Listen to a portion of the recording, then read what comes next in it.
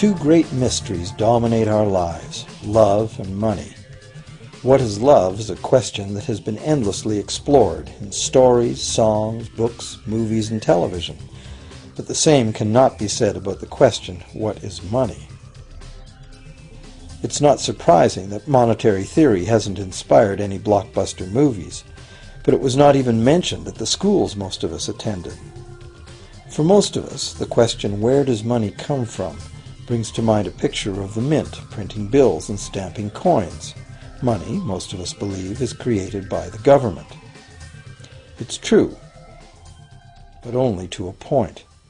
Those metal and paper symbols of value we usually think of as money are indeed produced by an agency of the federal government called the Mint. But the vast majority of money is not created by the Mint.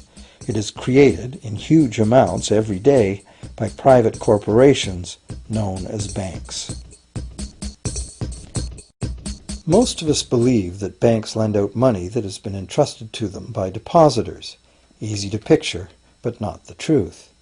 In fact, banks create the money they loan, not from the bank's own earnings, not from the money deposited, but directly from the borrower's promise to repay. The borrower's signature on the loan papers is an obligation to pay the bank the amount of the loan plus interest, or lose the house, the car, whatever asset was pledged as collateral. That's a big commitment from the borrower. What does the same signature require of the bank? The bank gets to conjure into existence the amount of the loan and just write it into the borrower's account. Sound far-fetched? Surely that can't be true. But it is.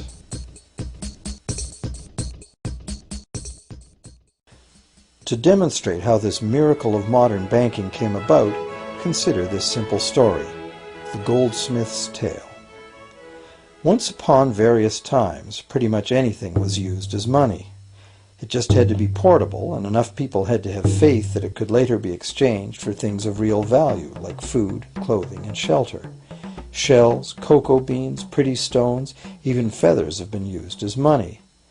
Gold and silver were attractive, soft, and easy to work with, so some cultures became expert with these metals. Goldsmiths made trade much easier by casting coins, standardized units of these metals whose weight and purity was certified. Well, to protect his gold, the goldsmith needed a vault, and soon his fellow townsmen were knocking on his door, wanting to rent space to safeguard their own coins and valuables. Before long, the goldsmith was renting every shelf in the vault and earning a small income from his vault rental business. Years went by, and the goldsmith made an astute observation. Depositors rarely came in to remove their actual physical gold, and they never all came in at once. That was because the claim checks the goldsmith had written as receipts for the gold were being traded in the marketplace as if they were the gold itself. This paper money was far more convenient than heavy coins, and amounts could simply be written instead of laboriously counted one by one for each transaction. Meanwhile, the goldsmith had another business. He lent out his gold, charging interest. Well, as convenient claim check money came into acceptance, borrowers began asking for their loans in the form of these claim checks instead of the actual metal. As industry expanded, more and more people asked the goldsmith for loans. This gave the goldsmith an even better idea. He knew that very few of his depositors ever removed their actual gold, so the goldsmith figured he could easily get away with lending out claim checks against his depositors' gold, in addition to his own. As long as the loans were repaid, his depositors would be none the wiser and no worse off, and the goldsmith, now more banker than artisan, would make a far greater profit than he could by lending only his own gold. For years, the goldsmith secretly enjoyed a good income from the interest earned on everybody else's deposits. Now a prominent lender, he grew steadily richer than his fellow townsmen, and he flaunted it. Suspicions grew that he was spending his depositors' money. His depositors got together and threatened withdrawal of their gold if the goldsmith didn't come clean about his newfound wealth. Contrary to what one might expect, this did not turn out to be a disaster for the goldsmith. Despite the duplicity inherent in his scheme, his idea did work. The depositors had not lost anything. Their gold was all safe in the goldsmith's vault. Well, rather than taking back their gold, the depositors demanded that the goldsmith, now their banker, cut them in by paying them a share of the interest. And that was the beginning of banking. The banker paid a low interest rate on deposits of other people's money that he then loaned out at a higher interest. The difference covered the bank's cost of operation and its profit. The logic of this system was simple, and it seemed like a reasonable way to satisfy the demand for credit. However, this is not the way banking works today.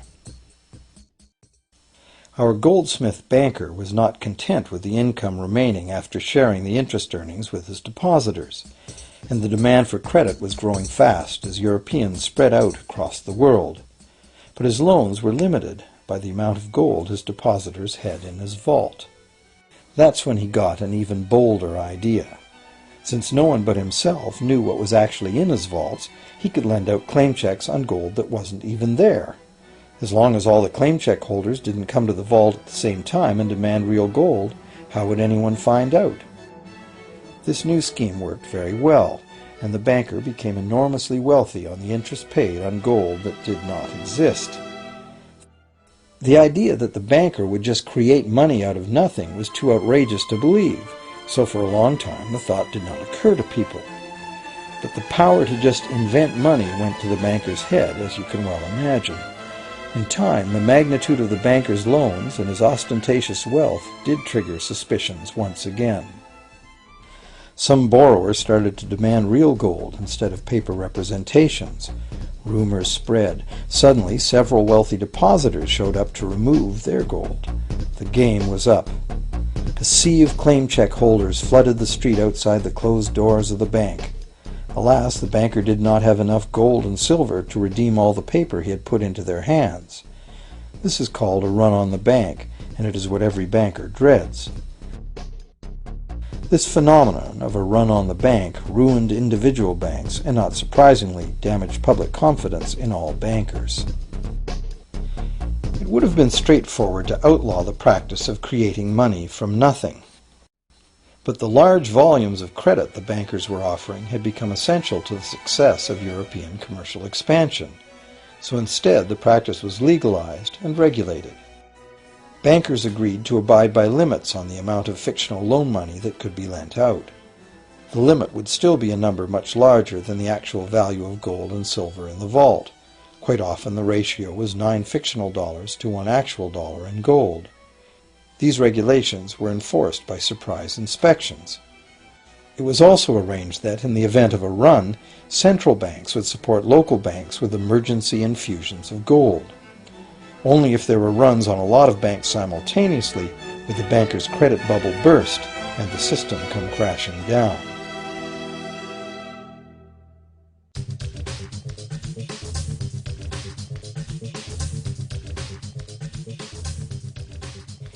Over the years, the fractional reserve system and its integrated network of banks backed by a central bank has become the dominant money system of the world.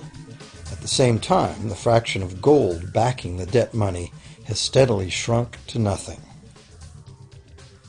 The basic nature of money has changed. In the past, a paper dollar was actually a receipt that could be redeemed for a fixed weight of gold or silver.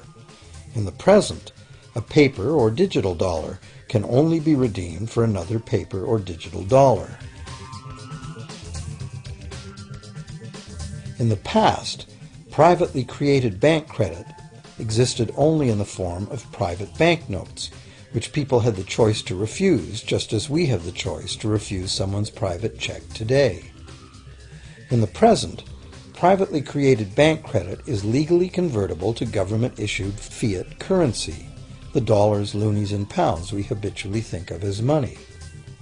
Fiat currency is money created by government fiat or decree, and legal tender laws declare that citizens must accept this fiat money as payment for debt, or else the courts will not enforce the obligation. So now the question is, if governments and banks can both just create money, then how much money exists? In the past, the total amount of money in existence was limited to the actual physical quantities of whatever commodity was in use as money. For example, in order for new gold or silver money to be created, more gold or silver had to be found and dug out of the ground. In the present, money is literally created as debt. New money is created whenever anyone takes a loan from the bank. As a result, the total amount of money that can be created has only one real limit: the total level of debt.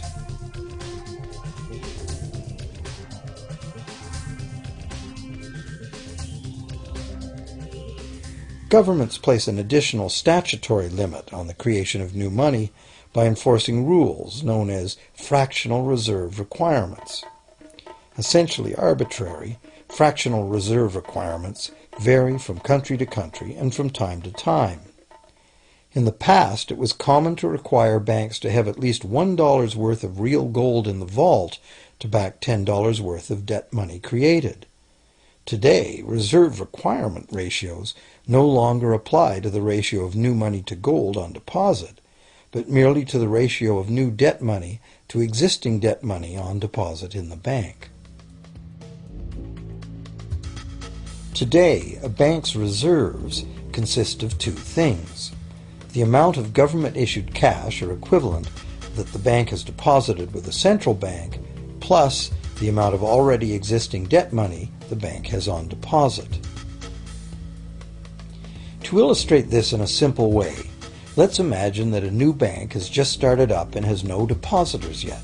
However, the bank's investors have made a reserve deposit of $1,111.12 of existing cash money at the central bank. The required reserve ratio is 9-to-1. Step 1. The doors open and the new bank welcomes its first loan customer. He needs $10,000 to buy a car.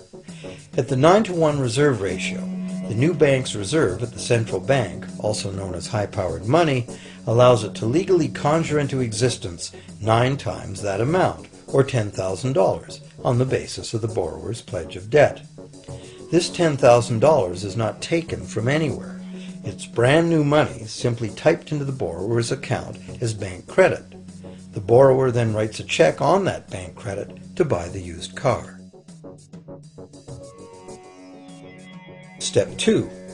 The seller then deposits this newly created $10,000 at her bank. Unlike the high-powered government money deposited at the central bank, this newly created credit money cannot be multiplied by the reserve ratio. Instead, it's divided by the reserve ratio. At a ratio of 9-to-1, a new loan of $9,000 can be created on the basis of the $10,000 deposit. Step 3. If that $9,000 is then deposited by a third party at the same bank that created it or at a different one, it becomes the legal basis for a third issue of bank credit, this time for the amount of $8,100. Like one of those Russian dolls where each layer contains a slightly smaller doll inside, each new deposit contains the potential for a slightly smaller loan in an infinitely decreasing series. Now, if the loan money created is not deposited at the bank, the process stops. That's the unpredictable part of the money creation mechanism. But more likely, at every step, the new money will be deposited at a bank, and the reserve ratio process can repeat itself over and over until almost $100,000 of brand new money has been created within the banking system. All of this new money has been created entirely from debt, and the whole process has been legally authorized by the initial reserve deposit of just $1,111.12, which is still sitting untouched at the central bank. What's more, under this ingenious system, the books of each bank in the chain must show that the bank has 10% more on deposit than it has out on loan. This gives banks a very real incentive to seek deposits in order to be able to make loans, supporting the general but misleading impression that loans come out of deposits. Now, unless all the successive loans are deposited at the same bank, It cannot be said that any one bank got to multiply its initial high-powered money reserve almost 90 times by issuing bank credit out of nothing. However, the banking system is a closed loop. Bank credit created at one bank becomes a deposit in another, and vice versa. In a theoretical world of perfectly equal exchanges, the ultimate effect would be exactly the same as if the whole process took place within one bank. That is, the bank's initial central bank reserve of a little over $1,100 allows it to ultimately collect interest on up to $100,000 the bank never had.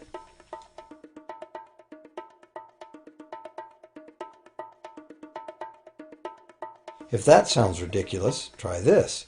In recent decades, as a result of steady lobbying by the banks, the requirements to make a reserve deposit at the nation's central bank have all but disappeared in some countries, and actual reserve ratios can be much higher than 9-to-1.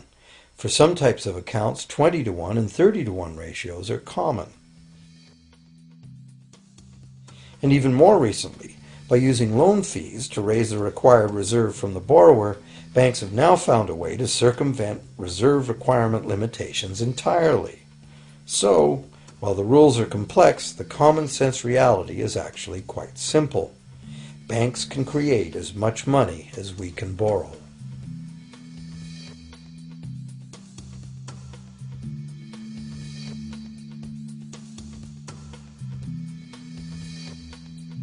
Despite the endlessly presented mint footage, government-created money typically accounts for less than 5% of the money in circulation.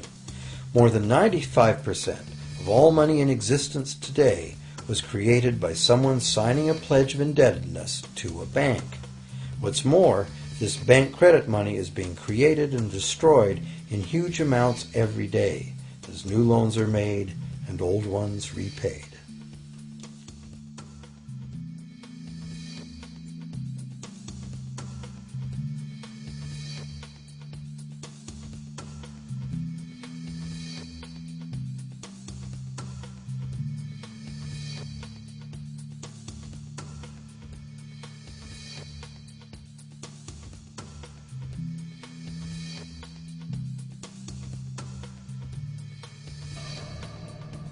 Banks can only practice this money system with the active cooperation of government. First, governments pass legal tender laws to make us use the national fiat currency. Secondly, governments allow private bank credit to be paid out in this government currency. Thirdly, government courts enforce debts. And lastly, governments pass regulations to protect the money system's functionality and credibility with the public, while doing nothing to inform the public about where money really comes from. The simple truth is that when we sign on the dotted line for a so-called loan or mortgage, our signed pledge of payment, backed by the assets we pledge to forfeit should we fail to pay, is the only thing of real value involved in the transaction. To anyone who believes we will honor our pledge, that loan agreement or mortgage is now a portable, exchangeable, and saleable piece of paper. It's an IOU. It represents value and is therefore a form of money. This money the borrower exchanges for the bank's so-called loan. Now, a loan in the real world means that the lender must have something to lend. If you need a hammer, my loaning you a promise to provide a hammer I don't have won't be of much help. But in the artificial world of money, a bank's promise to pay money it doesn't have is allowed to be passed off as money, and we accept it as such.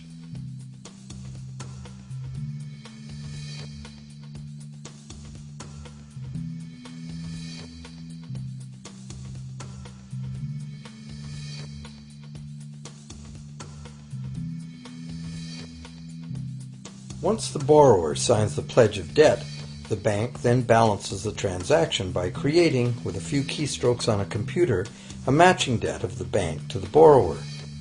From the borrower's point of view, this becomes loan money in his or her account, and because the government allows this debt of the bank to the borrower to be converted to government fiat currency, everyone has to accept it as money. Again, the basic truth is very simple. Without the document the borrower signed, the banker would have nothing to lend. Have you ever wondered how everyone, governments, corporations, small businesses, families, can all be in debt at the same time and for such astronomical amounts? Have you ever questioned how there can be that much money out there to lend? Now you know. There isn't. Banks do not lend money. They simply create it from debt. And as debt is potentially unlimited, so is the supply of money.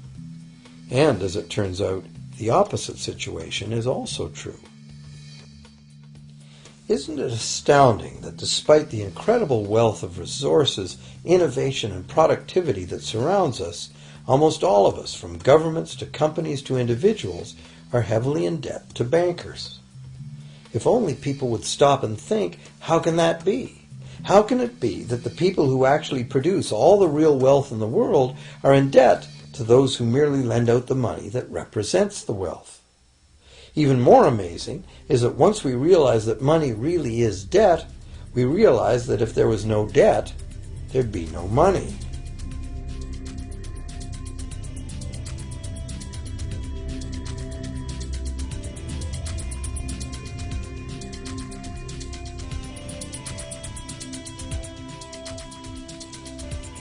If this is news to you, you are not alone. Most people imagine that if all debts were paid off, the state of the economy would improve. It's certainly true on an individual level. Just as we have more money to spend when our loan payments are finished, we think that if everyone were out of debt, there would be more money to spend in general. But the truth is the exact opposite. There would be no money at all. There it is. We are totally dependent on continually renewed bank credit for there to be any money in existence. No loans, no money, which is what happened during the Great Depression. The money supply shrank drastically as the supply of loans dried up.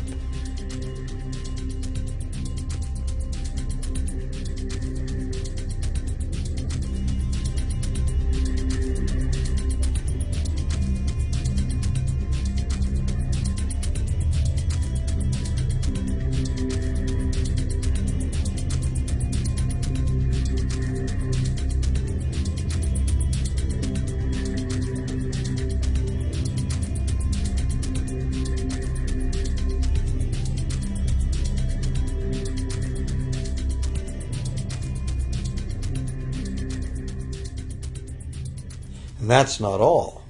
Banks create only the amount of the principal. They don't create the money to pay the interest.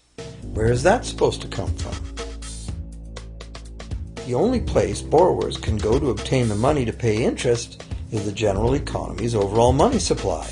But almost all that overall money supply has been created exactly the same way, as bank credit that has to be paid back with more than was created.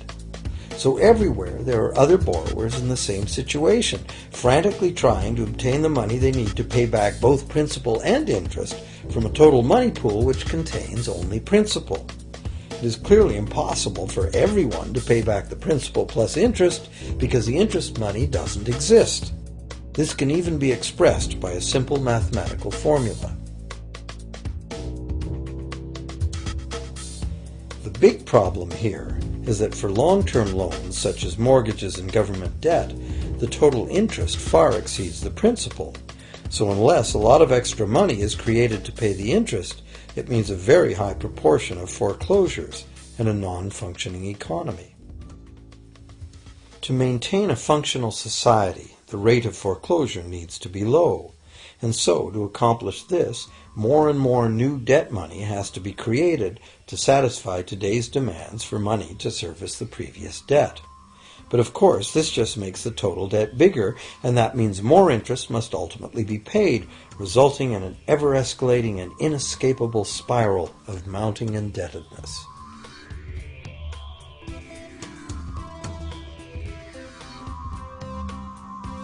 It is only the time lag between money's creation as new loans and its repayment that keeps the overall shortage of money from catching up and bankrupting the entire system. However, as the bank's insatiable credit monster gets bigger and bigger, the need to create more and more debt money to feed it becomes increasingly urgent. Why are interest rates so low? Why do we get unsolicited credit cards in the mail? Why is the U.S. government spending faster than ever? Could it be to stave off collapse of the entire monetary system? A rational person has to ask, can this really go on forever? Isn't a collapse inevitable?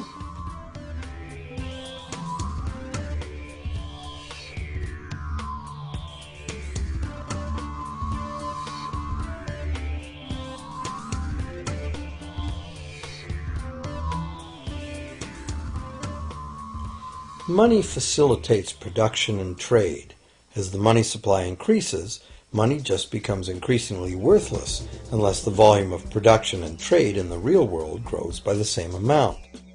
Add to this the realization that when we hear that the economy is growing at 3% per year, it sounds like a constant rate, but it's not.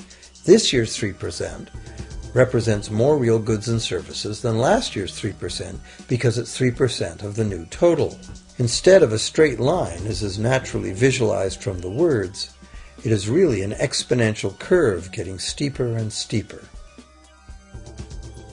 The problem, of course, is that perpetual growth of the real economy requires perpetually escalating use of real-world resources and energy.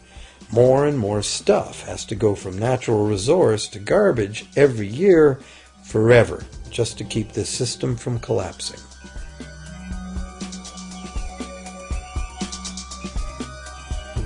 What can we do about this downright scary situation? For one thing, we need a very different concept of money. It's time more people asked themselves and their governments 4 simple questions. Around the world, governments borrow money at interest from private banks. Government debt is a major component of total debt, and servicing that debt takes a big chunk of our taxes. Now we know that banks simply create the money they lend, and that governments have given them permission to do this. So the first question is, why do governments choose to borrow money from private banks at interest when government could create all the interest-free money it needs itself? And the second big question is, why create money as debt at all? Why not create money that circulates permanently and doesn't have to be perpetually re-borrowed at interest in order to exist? The third question, how can a money system that can only function with perpetually accelerating growth be used to build a sustainable economy? Isn't it logical that perpetually accelerating growth and sustainability are incompatible?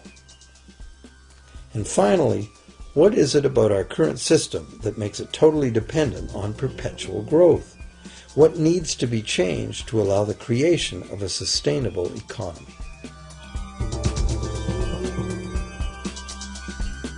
At one time, charging any interest on a loan was called usury and was subject to severe penalties, including death.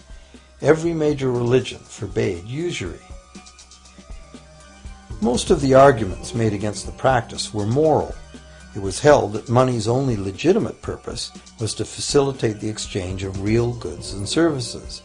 Any form of making money from simply having money was regarded as the act of a parasite or of a thief. However, as the credit needs of commerce increased, the moral arguments eventually gave way to the argument that lending involves risk and loss of opportunity to the lender, and therefore attempting to make a profit from lending is justified. Today, these notions seem quaint. Today, the idea of making money from money is held as an ideal to strive for. Why work when you can get your money to work for you? However, in trying to envision a sustainable future, it's very clear that the charging of interest is both a moral and a practical problem. Imagine a society and economy that can endure for centuries because, instead of plundering its capital stores of energy, it restricts itself to present-day income. No more wood is harvested than grows in the same period. All energy is renewable, solar, gravitational, geothermal, magnetic, and whatever else we discover. This society lives within the limits of its non-renewable resources by reusing and recycling everything, and the population just replaces itself. Such a society could never function using a money system utterly dependent on perpetually accelerating growth. A stable economy would need a money supply at least capable of remaining stable without collapsing. Let's say the total volume of this stable money supply is represented by this big circle. Let's also imagine that moneylenders must actually have existing money to lend. If some people within this money supply begin systematically lending money at interest, their share of the money supply will grow. If they continually reloan at interest all the money that gets paid back, what's the inevitable result? Whether it's gold, fiat, or debt money doesn't matter. The moneylenders will end up with all the money. And after the foreclosures and bankruptcies are all filed, they'll get all the real property too. Only if the proceeds of lending at interest were evenly distributed among the population would this central problem be solved. Heavy taxation of bank profits might accomplish this goal, but then why would banks want to be in business? If we were ever able to free ourselves of the current situation, we could imagine banking run as a non-profit service to society, dispersing its interest earnings as a universal citizen dividend, or lending without charging interest at all.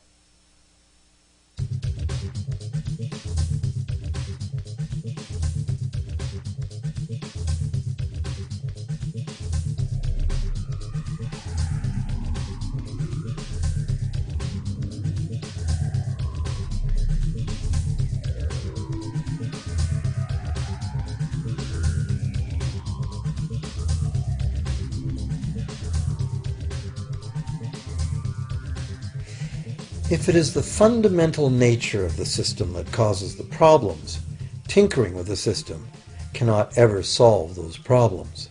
The system itself must be replaced. Many monetary critics call for a return to gold-based money, claiming that gold has a long history of reliability. They ignore the many scams that can be played with gold, shaving coins, debasing the metal, cornering the market, all of which were abundantly practiced in ancient Rome and contributed to its fall. Some advocate silver, it being more abundant than gold and therefore more difficult to corner. Many question the need to bring back precious metals at all. No one wants to go back to carrying heavy sacks of coins to go shopping. It's a certainty that paper, digital, plastic, or more likely biometric ID money would be the real medium of trade, with the same potential for creating unlimited debt money we have now. Beyond that, if gold again became the sole legal basis of money, those who have no gold would suddenly have no money. Other monetary reform advocates have concluded that greed and dishonesty are the main problems, and that there may be better ways to create an honest and equitable money system than returning to silver or gold.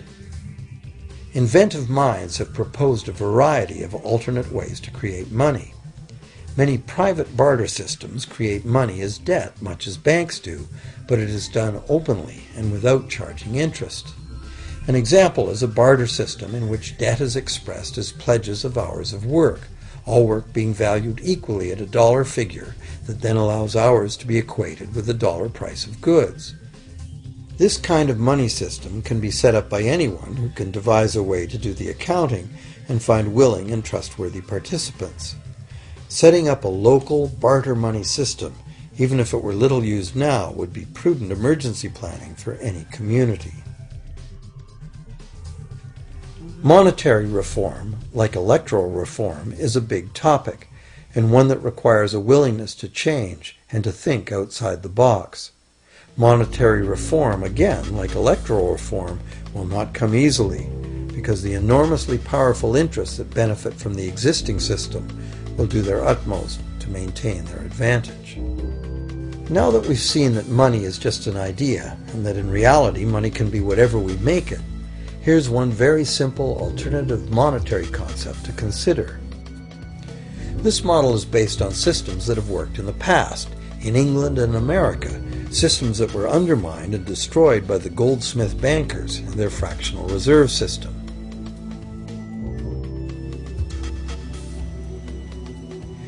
create an economy based on permanent interest-free money, money could simply be created and spent into the economy by the government, preferably on long-lasting infrastructure that facilitates the economy, such as roads, railroads, bridges, harbors, and public markets. This money would not be created as debt, it would be created as value, that value being in the form of whatever it was spent on.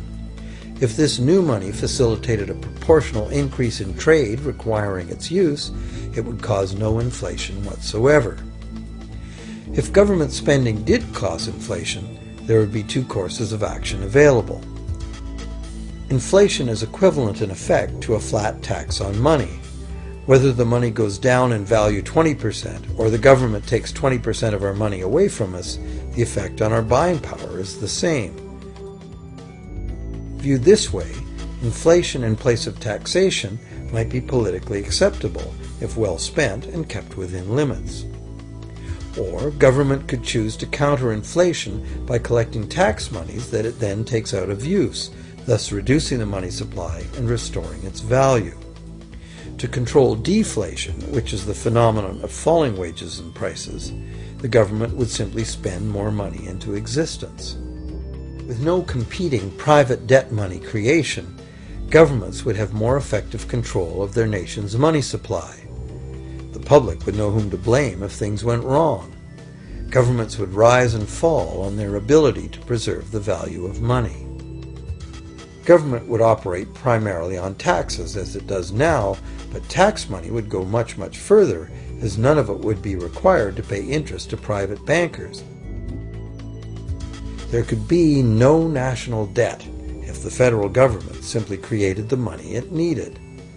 Our perpetual collective servitude to the banks through interest payments on government debt would be impossible.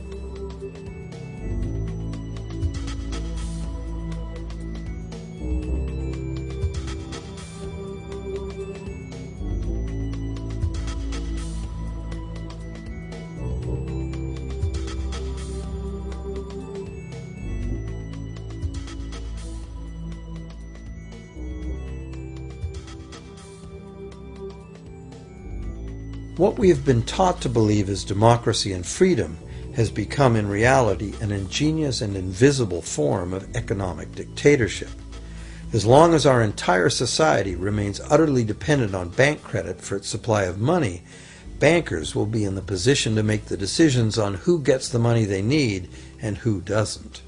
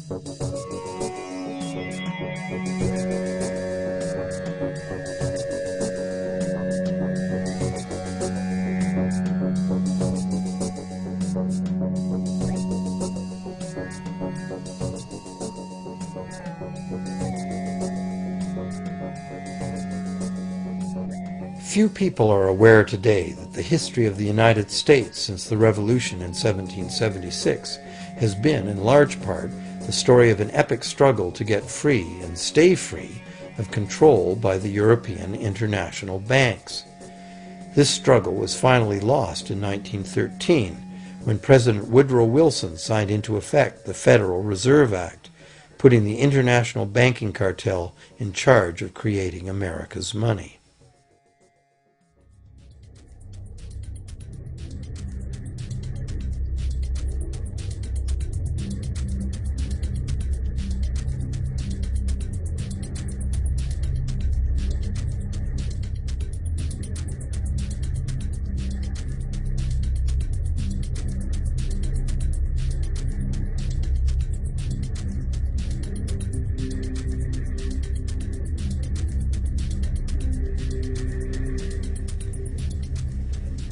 power of this system is deeply ingrained.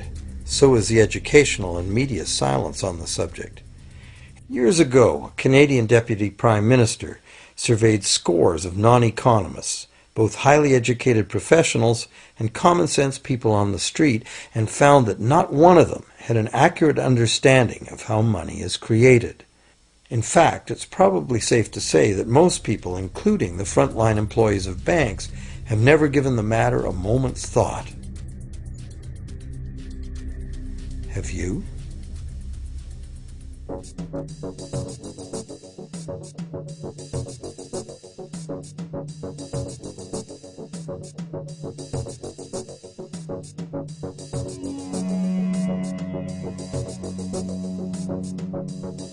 The modern money-as-debt system was born a little over 300 years ago, when the first Bank of England was set up with a royal charter for fractional lending of gold receipts at a modest ratio of 2 to 1. That modest ratio was just the proverbial foot in the door. The system is now worldwide, creates virtually unlimited amounts of money out of thin air, and has almost everyone on the planet chained to a perpetually growing debt that can never be paid off.